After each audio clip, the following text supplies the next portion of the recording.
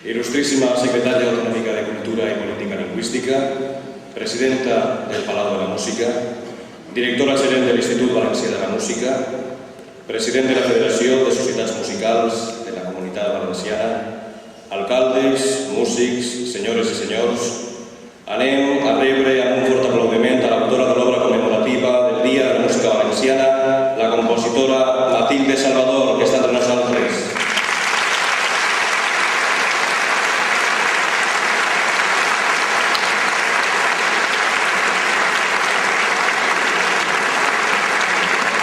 Benvinguts tots al Dia de la Música Valenciana.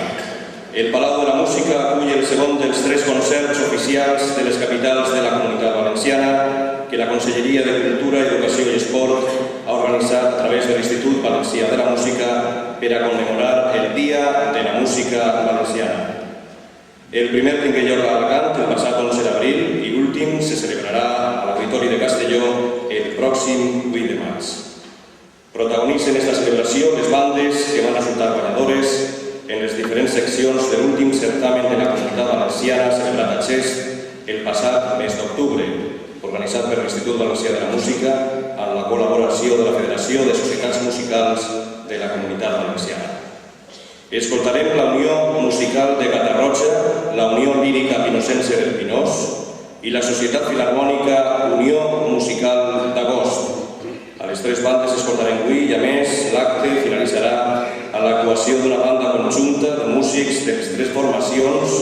que interpretaran la marxa La filla del rei barbut, obra de Matilde Salvador, dirigida pel director de la banda municipal de Castelló, el mestre Francesc Signes Castelló. Obrim ja el concert del Dia de la Música Valenciana amb la banda guanyadora de la 3a secció de l'últim certamen de bandes de música de la Comunitat Valenciana. La Societat Unió Musical de Catarroja, que estan així ja a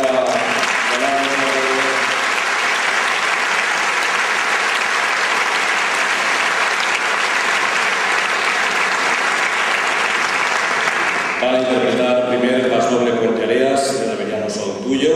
y a continuación Polifemo del compositor valencià Andrés Valero Castells.